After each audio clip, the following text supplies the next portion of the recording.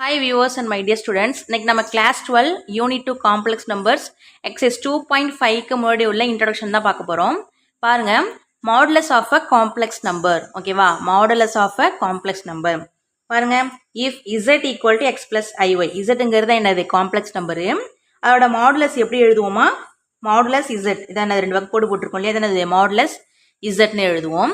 is defined by எப்படி define பண்ணுவாங்க?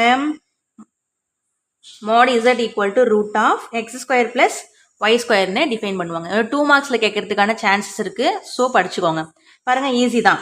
Modulus of a complex நம்பர்னா if z equal to x plus iy இருந்துச்சுன்னா then the modulus of zங்கிறது எப்படி சொல்லுவோம்? Modulus z இது மாதிரி சிம்பிள்ல சொல்லுவோம்.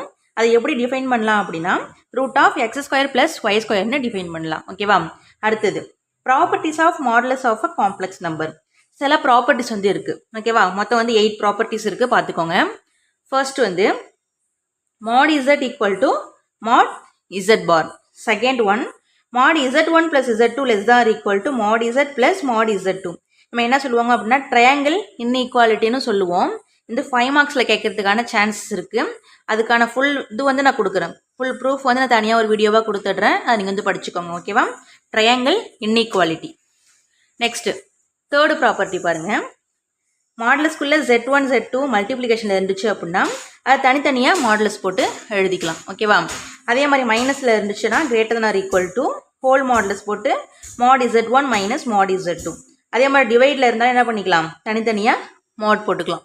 z2ங்கிறது எப்படி இருக்கணும்? நாட் ஈக்குவல் டு 0வாக இருக்கணும். நெக்ஸ்ட் z பவர் n இருந்துச்சு அப்படின்னா நம்ம என்ன பண்ணலாங்க? மாடுலஸில் பவர் n போட்டுக்கலாம். வேறு n இஸ் ஆன் இன்டீஜர். அடுத்து ரியல் ஆஃப் இசட்டுங்கிறது less or equal to modulus இசட்டாக இருக்கும். இமேஜினரி ஆஃப் இசட்டுங்கிறது less or equal to modulus இசட்டாக இருக்கும். ஓகேவா? அந்த 8 ப்ராப்பர்ட்டியும் நீங்கள் கரெக்டாக ஞாபகம் வச்சுக்கணும். அடுத்ததில் நீங்கள் என்ன தெரிஞ்சுக்கணும் அப்படின்னா இதுவுமே ஒரு ப்ராப்பர்ட்டி தான்.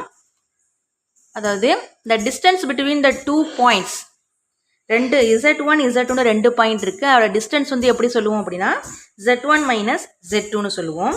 பாருங்கள் z1ங்கிறது நான் x1 ப்ளஸ் i y1 கொடுத்துருக்காங்க.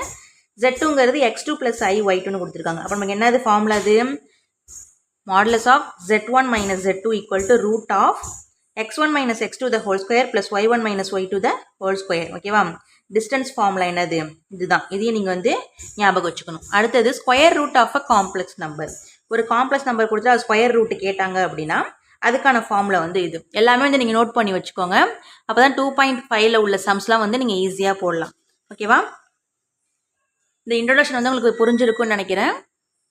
ஏதாச்சும் டவுட்ஸ் இருந்துச்சு அப்படின்னா கமெண்ட் செக்ஷனில் கேளுங்க. அதுக்கான கிளாரிஃபிகேஷன் நான் கொடுத்துட்றேம்மா. Thank you so much.